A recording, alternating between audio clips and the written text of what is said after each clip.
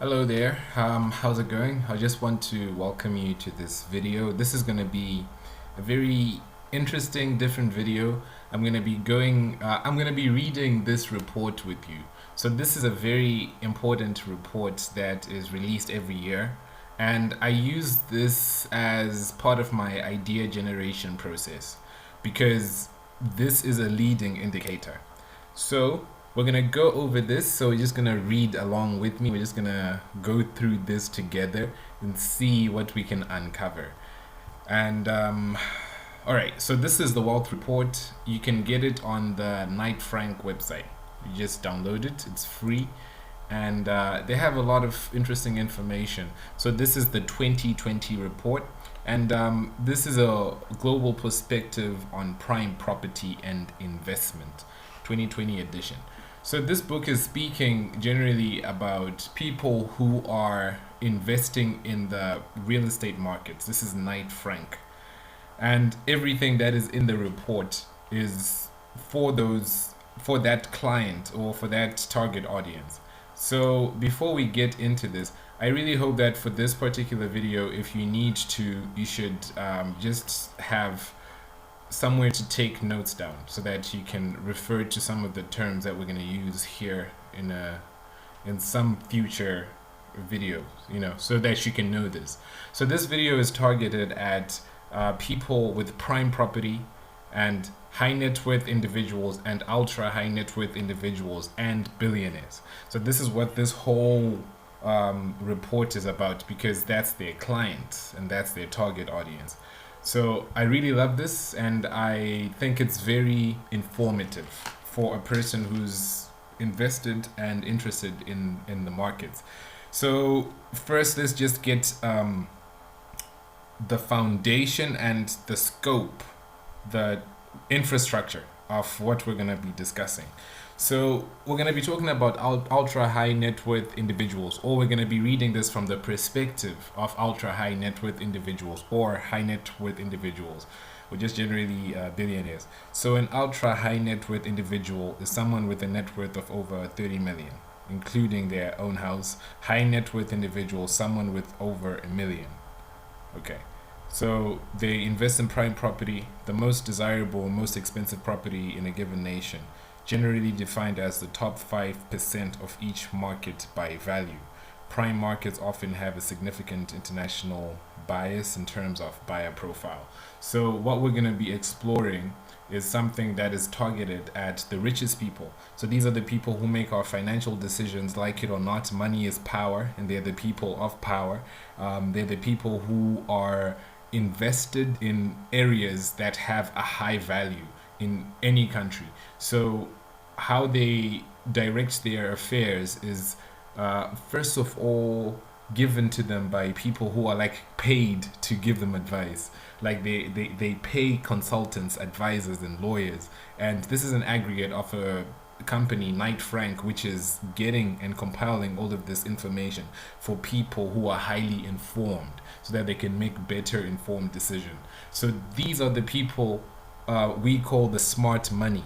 This is the smart money.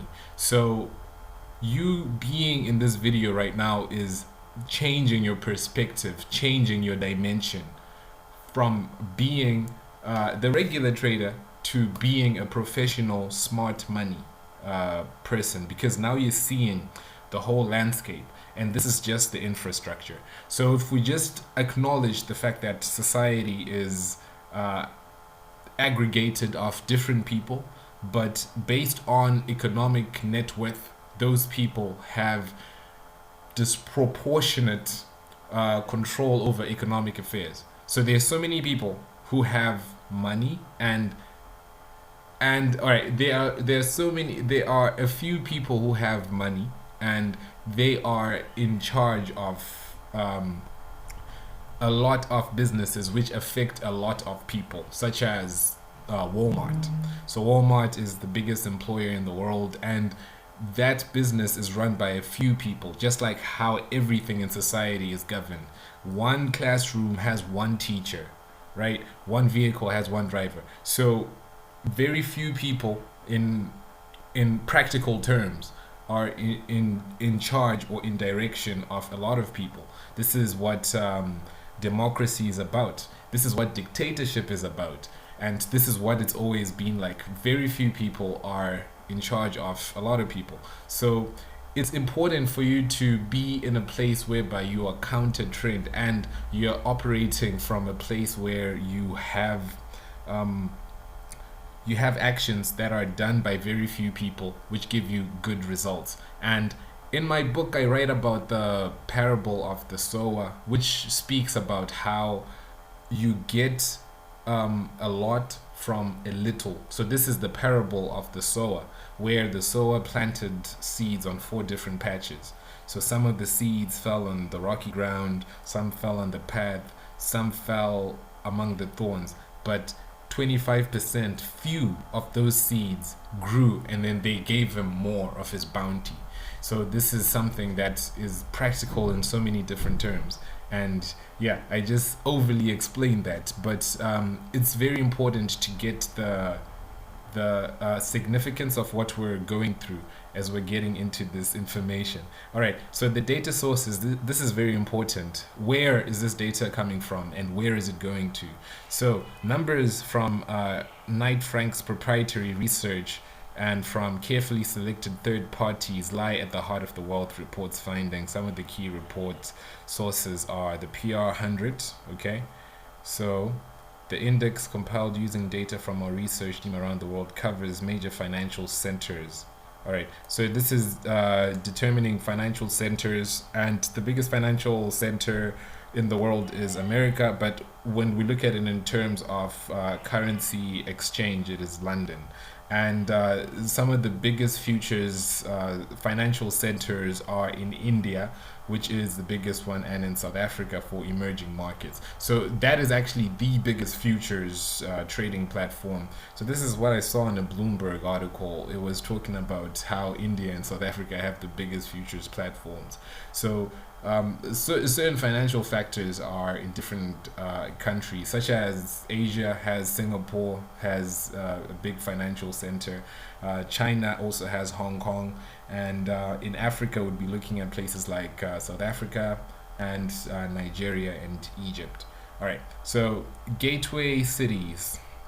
This would be a place such as Singapore as well. So second home hotspots. So this is in a place where they reside, both coastal and rural, as well as leading ski resorts. Ski resorts. So the altitude survey. This is going to be very important, and we're going to get into this. So the 2020 installment is based on responses provided during October and November 2019. All right, by 620 private bankers. So this is actually a pretty huge group, because the people who we are observing, what we are investigating or what we're investing in, is a group of a very few people in relation to the world population. And wealth advisors, over 3.3 trillion of high net worth. So special thanks to all of these places. So we're looking from Australia, New Zealand, Singapore. And it's also interesting to me to realize that Standard Chartered, which is the Standard Chartered of Singapore, which is a big bank, but Nedbank is also involved here. And Nedbank would be one of the biggest one of the biggest companies, period, one of the biggest banks in Africa. So it touches everywhere, from Standard Chartered, which is actually the biggest company in Africa, but that's Standard Chartered, but this is in Singapore. So all of these are financial centers, and if you're really into reading, you can go through all of these banks. They have things that they publish, which has a lot of information, a wealth of information. So so that is important. So our information is from those people, very credible. All right, so we've verified that. So this is something that is an aggregate of all of those data sources. So this is like how we cut through all of the noise, and in however long the duration of this video is, this is going to cut all of the other noise out. if you're able to actually understand what is in this video, watch it over again and get some of the points that you may have missed, because this is gonna show you how trends are formed, what forms them, and how they actually come about. So there's going to be a lot of information about investing, and not just information, but highly specialized and highly targeted information for a person who is willing to expand their net worth and their capital flows in this moment. All right, so our new model created by our data engineering team. So they also have other other areas. So some third-party data. So they have a super yacht intelligence and private jet market guy. So all of this is actually part of their surveys and their reports, because they're looking at all of those people. All right. So, so let's just get now to the article that I want us to go through. All right, so let's go to page 10. Yeah, so there, so you can just go on to Knight Frank's website, or you just Google the Wealth Report, and you can just download this. So there are a lot of other articles here, and I just want us to go straight to the one that I'm looking for. All right. Okay, so here we go. Here we go.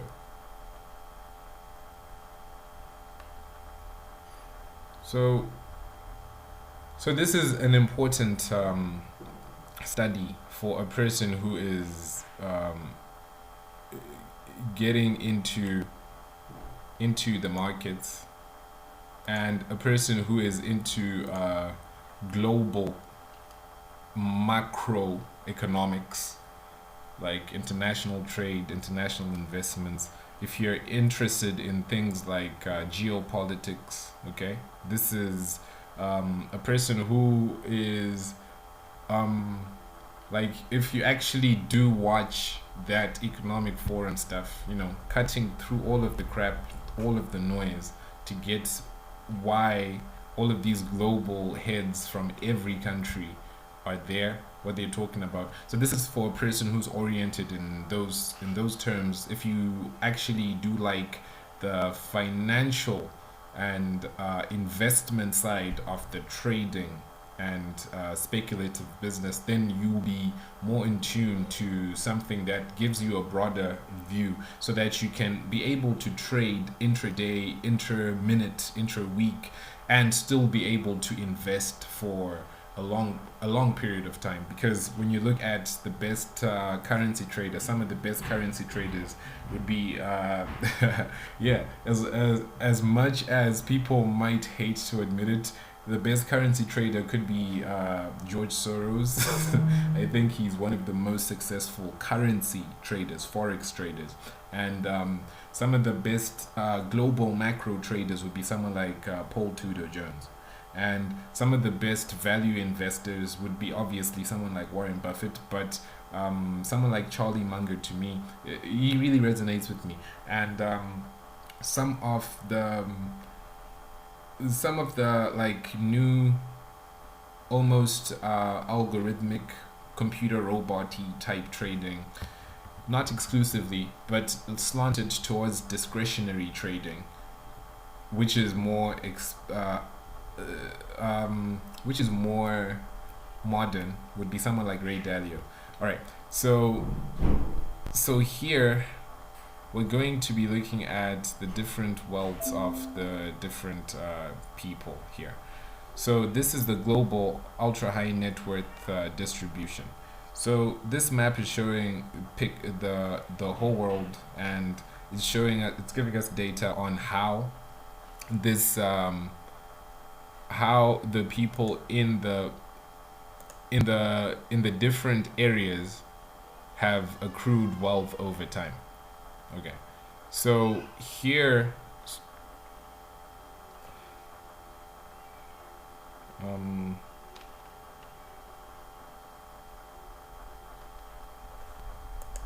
okay, sorry about that. So this is the result of Knight Frank's new global world sizing model. Okay. So what we're looking at is the world map, and it's showing us that 44%, there's been a 44% Asia's forecast 5-year ultra high net worth individual is double North America's projected rate, with high growth expected in India at plus 73%, China plus 58%, and Indonesia plus 57%. Okay, so what we're looking at and what we've already gotten is information that is very potent if you know how you can use it. Okay, so all of these projections are given by the sources that we've already gone over. Okay, so what they're saying is there've been a 44% growth. All right, so this is an forecast for the next 5 years, counting from 2020. All right, so they're saying that there is likely going to be a 44% growth, and this is in Asia's forecast is double North America's projected rate, with a high growth expected in India. So in India, there's projected to be a 73% growth, in China a 58%, and in Indonesia a 57% growth in ultra high net worth individuals only. So this is what it's talking about. This is what it's targeted at. And this is what we're doing. So essentially, what we're doing right now is we're looking at a chart of global money flows, which is giving us